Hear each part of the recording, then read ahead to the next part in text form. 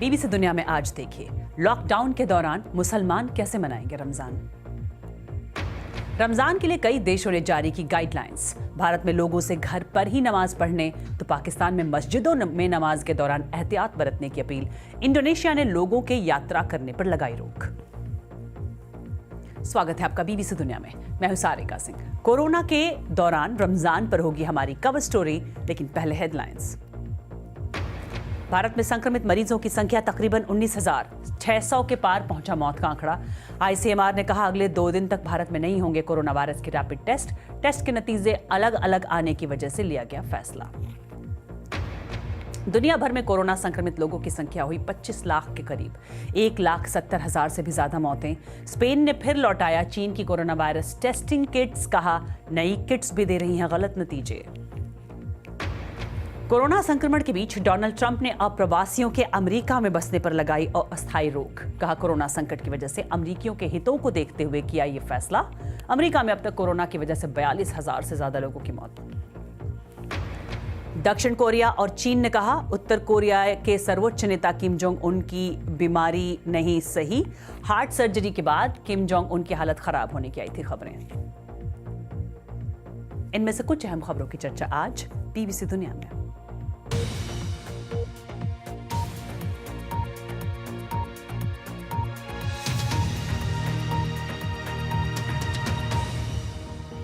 Corona संक्रमण अब तक बेकाबू है। इस बीच रमजान का महीना शुरू होने को है। इसे लेकर कई देशों की सरकारों की चिंता बढ़ गई है। कवर स्टोरी में बताएंगे भारत और पाकिस्तान से लेकर मध्य पूर्व तक कोरोना काल में पड़ रहा रमजान का महीना पहले के मुकाबले कितना अलग होगा।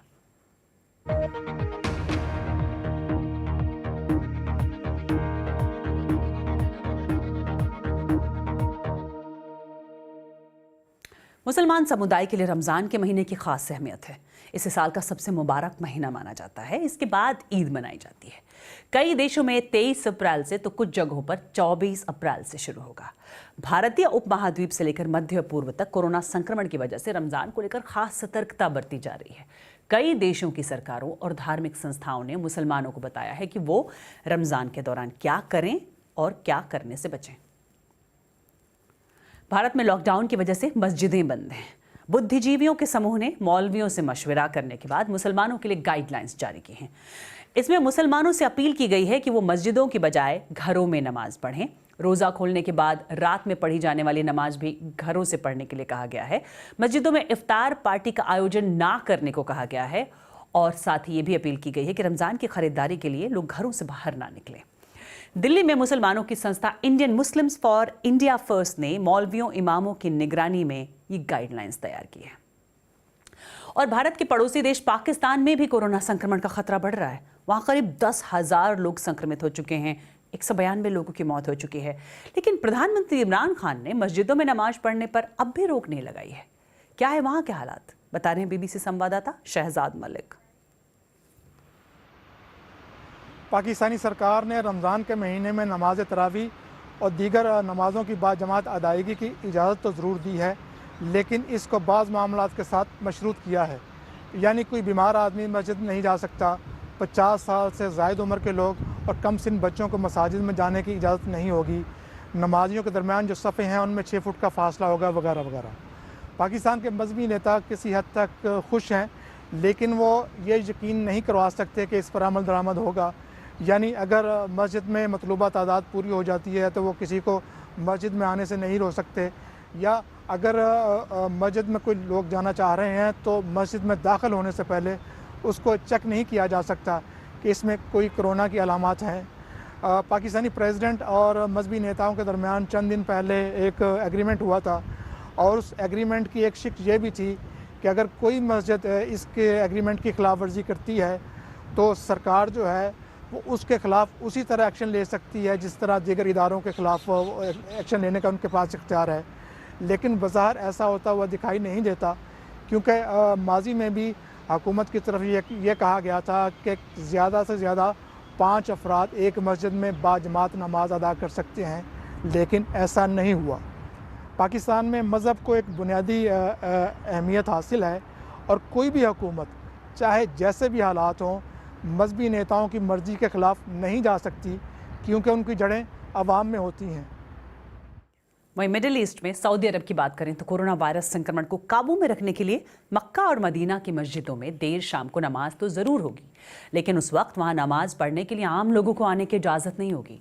मिडिल ईस्ट में रमजान को लेकर इस बार क्या तैयारियां हैं, बता रहे हैं बीबीसी अरबी सेवा के संवाददाता इसाम इकिरमावी। इस साल पूरे मध्य पूर्व में रमजान अलग तरह से होने वाला है। कोरोना वायरस की वजह से मस्जिदें बंद कर दी गई हैं, लोगों के जमा होने और सभाओं पर प्रतिबंध है। आमतौर पर रमजान में लोग मस्जिदों में इकट्ठा होते हैं और समूह में रोजा तोड़ते हैं। वो रिश्तेदारों को बुलाते हैं या उनके यहाँ जाते हैं। ये देखना रोचक होगा कि अब ये लोग रस्में कैसे निभाएंगे और नए हालात में कैसे सामंजस्य बिठाएंगे। सऊदी अरब में इस्लाम की 2 सबसे पुरानी मस्जिदों मक्का और मदीना में इबादत पर प्रतिबंध लगा दिया गया है। लोगों से घरों में इबादत करने और एक दूसरे से पर्याप्त दूरी बनाकर रखने को कहा गया है। वहीं मुसलमानों की सबसे ज्यादा आबादी वाले देश इंडोनेशिया में रमजान शुरू होने से पहले लोग अपने परिवार वालों से मिलने के लिए जाते हैं, लेकिन कोरोना वायरस की वजह से सरकार ने आज ही लोगों के आने जाने पर रोक लगाई। हालांकि विशेषज्ञों का मानना है कि बहुत देर से फैसला लिया गया। रमजान मुसलमानों के लिए ये साल का सबसे अहम समय है। इबादत, चिंतन और परिवार के साथ वक्त बिताने का मौका। इंडोनेशिया में रमजान के दौरान लोग अपने पुश्तैनी घरों या गांवों को लौटते हैं। इस परंपरा को मुडिक कहा जाता है। लेकिन कोरोना वायरस की वजह से इस साल सरकार ने लोगों की यात्रा पर प्रतिबंध लगा दिया है। ये प्रतिबंध शुक्रवार से शुरू होगा, यानी सावधानी बरतने में देरी भी हो सकती है। राजधानी जकार्ता में करीब 10 लाख लोग पहले ही घरों को निकल चुके हैं। आप देख सकते हैं कि यात्री मास्क लगा रहे हैं, लेकिन वो एक दूसरे से दूर नहीं हैं। ऐसे में डर है कि ये लोग ग्रामीण इलाकों में संक्रमण फैला सकते हैं।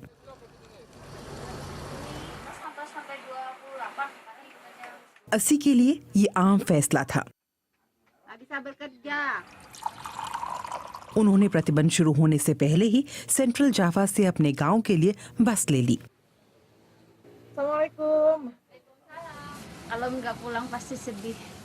अगर मैं घर नहीं जाती तो मुझे बहुत दुख होता। हाँ, मुझे कोरोना वायरस से संक्रमित होने का डर है। असल में अगर मेरे पास यहाँ रुकने का विकल्प होता तो मैं ज़रूर रुकती, लेकिन मेरे परिवार के सभी लोगों ने मुझसे घर जाने को कहा, तो मैं चाहूँ या ना चाहूँ मुझे घर जाना होगा। ज़्यादा से ज़्यादा मैं खुद को मास्क, दस्ताने और हैंड सैनिटाइज़र से बचा सकती हूँ।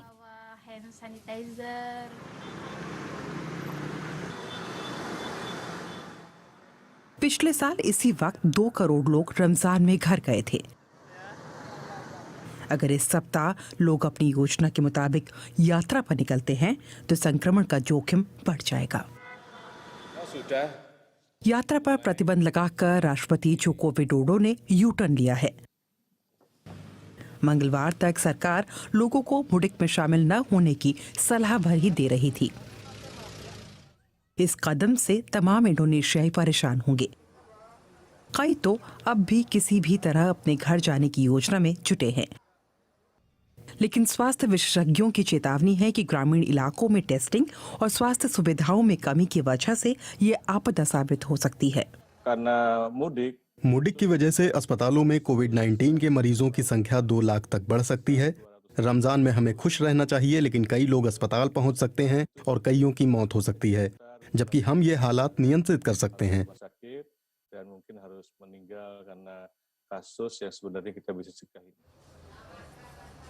अगर इस सप्ताह लोग योजना के मुताबिक यात्राएं जारी रखते हैं तो वो संक्रमण का खतरा बढ़ाएंगे। लोगों को यात्रा के लिए 48 घंटे का वक्त देने के बाद सरकार का प्रतिबंध पता नहीं कितना असरदार होगा। और एक ब्रेक के बाद दिखाएंगे क्यों बाहरी लोगों का अमेरिका में बसना हो जाएगा मुश्किल। और भारत में कोविड-19 की वजह से मौत का शिकार हुए लोगों की दास्तान। बहुत कुछ बाकी है, बने रहिए हमारे साथ।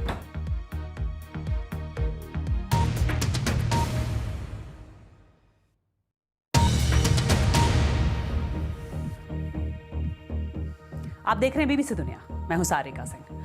अमेरिकी राष्ट्रपति डोनाल्ड ट्रंप ने कहा है कि वो एक आदेश पारित करने जा रहे हैं जिसके बाद अप्रवासी यानी गैर अमेरिकियों के अमेरिका में बसने पर अस्थायी तौर पर रोक लग जाएगी। अमेरिका में अब तक कोरोना वायरस संक्रमण के लगभग 8 लाख मामले आ चुके हैं। 42,000 से ज्यादा लोगों की मौत हो चुकी है। उन्होंने हाल ही में दावा किया था कि अमेरिका में संक्रमण का सबसे बुरा दौर बीत चुका है और बंदिशें हटाई जा सकती हैं। डोनाल्ड ट्रंप ने ट्विटर पर वायरस संक्रमण को ना दिखाई देने वाला दुश्मन का हमला बताया और साथ ही कहा कि वो अमेरिकियों की नौकरियों के बचाने के लिए ये फैसला कर रहे हैं। हालांकि उन्होंने इस बारे में कोई और ब्यौरा नहीं दिया। बीते महीने कोविड-19 महामारी को लेकर अमेरिका ने तकरीबन हर तरह के वीजा को रद्द कर दिया था। अमेरिका की कनाडा और मेक्सिको से इस बात पर सहमति बन गई है कि सीमा के आर पार गैर जरूरी यात्रा पर मई के मध्य तक रोक लगाई जाए। यूरोप और चीन से यात्रा पर भी कड़ी पाबंदी लागू है। हालांकि अस्थायी वर्क वीजा धारकों, छात्रों और कारोबार के लिए आने वालों को छूट दी गई है। हालांकि अभी ये साफ नहीं है कि राष्ट्रपति ट्रंप के फैसले से कौन कौन प्रभावित होगा। उनके आलोचकों का कहना है कि महामारी की आड़ में सरकार अप्रवासन को रोकने की तैयारी में है। व्हाइट हाउस ने इस पर अभी तक कोई टिप्पणी नहीं दी है। इस बीच अमेरिकी कच्चे तेल की कीमतों में भी लगातार गिरावट आ रही है, जिसकी वजह से वहां की अर्थव्यवस्था के बुरी तरह से प्रभावित होने की आशंका है। और रुख करते हैं भारत का, जहां सरकार का दावा है कि लॉकडाउन की वजह से कोरोना वायरस के मामलों की रफ्तार कुछ धीमी हो गई है।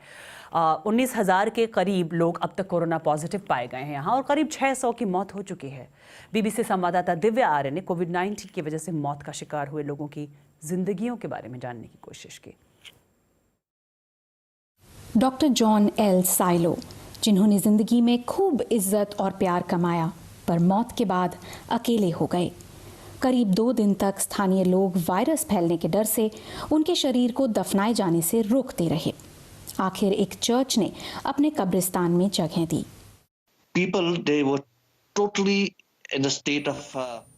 लोग एकदम घबरा गए थे। ऐसे हालात में इंसान अपनी सूझबूझ और ईमान तक खो देता है। ये बेहद दुर्भाग्यपूर्ण था।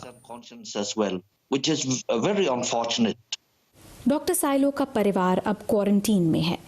मेघालय में 2 अस्पताल स्थापित करने वाले डॉक्टर साइलो राज्य में कोविड-19 से मौत का शिकार होने वाले पहले व्यक्ति हैं। 2000 किलोमीटर दूर बंदूकों की सलामी।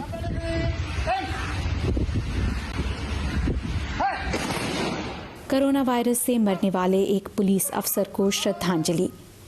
एसीपी अनिल कोहली ने अपने आखिरी दिन पंजाब के लुधियाना की सड़कों पर लॉकडाउन लागू करने की ड्यूटी करते हुए बिताए। वो एक बहुत शरीफ और नेक बंदा था। महसूस तो होता है, इसमें कोई दो राय नहीं है, परिवार को भी महसूस होता है। लेकिन हम लोग टेररिज्म के टाइम के भर्ती हैं, तो हमने तो टेररिज्म भी देखा है। चलो एक और टेररिज्म सही, तो जिंदा मरना तो वो तो।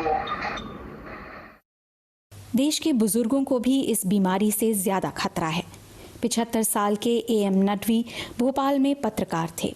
1984 में वहां हुई गैस त्रासदी में जब सैकड़ों मारे गए, तब उनके परिवार ने भी जहरीली गैस का असर झेला। तब जान बच गई, पर अब इस महामारी से वो नहीं बच सके। वहाँ कब्रिस्तान गए तो वहाँ भी 8-10 लोग थे, पर इतने लोगों ने कहा चुपचाप चले गए बेचारे। ये सब उनका सोच थी कि मुझे कोई हो अल्लाह नहीं चाहिए। ये सारी चीजें अब समझ में आ रही हैं। वही यही समझाते थे कि जियो मगर अपने लिए मत जियो, दूसरों के लिए जियो, अपने लिए तो सब जीते हैं। भारत में मरने वालों की संख्या दुनिया के मुकाबले चाहे अभी कम है, पर इन परिवारों के लिए ये कोई सांत्वना नहीं। सरकार ने देश में लंबा लॉकडाउन लागू करने का मुश्किल फैसला लिया है, इस उम्मीद में कि इससे होने वाला आर्थिक घाटा लोगों की जान बचाने के आगे छोटी कीमत साबित होगा। दिव्या आर्य, बीबीसी, दिल्ली। कईयों ने फर्ज के लिए जान गंवाया तो कई बीमारी की भेंट चढ़ गए, पर अपने पीछे ना भूलने वाला गम छोड़ गए। और एक वक्त है एक ब्रेक का, और ब्रेक के बाद दिखाएंगे बुल्गारिया की एक डांसर जो है भारतीय क्लासिकल डांस में एक्सपर्ट। तो देखेंगे एक ब्रेक के बाद, चल लौटते हैं।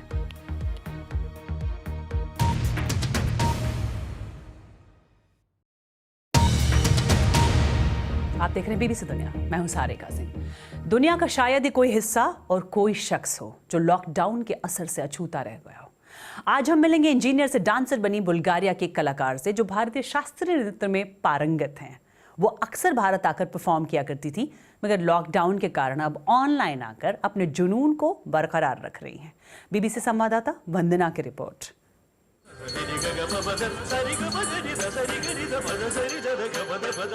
वैसे तो इंडिया से इनका कोई नाता नहीं, लेकिन भारतीय नृत्य में ये माहिर हैं। भरतनाट्यम हो, कथक या फिर ओडिसी। मिलिए बुल्गारिया की रहने वाली इस डांसर से। नमस्ते नमस्ते डियर, आप कैसे हैं? मेरा नाम कात्या है। कात्या हर साल भारत आकर डांस सीखती हैं, परफॉर्म करती हैं और साथ ही बुल्गारिया में भी लोगों को सिखाती हैं। लॉकडाउन की वजह से कात्या अब भारत तो नहीं आ पा रही, तो इन दिनों लोगों को ऑनलाइन ही डांस क्लास दे रही हैं, जिसमें बॉलीवुड भी शामिल है।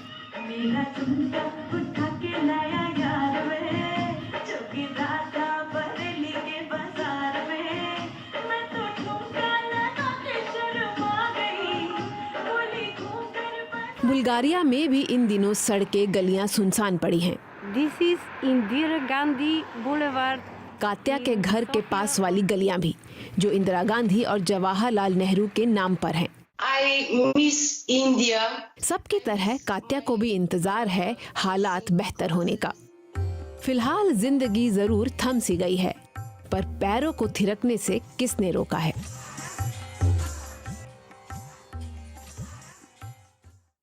तो असल दुनिया ना सही, वर्चुअल दुनिया तक लोगों के जीने और शौक पूरा करने का तरीका भी बदल गया है और कईयों के तो शॉपिंग करने का भी तरीका बदल गया है।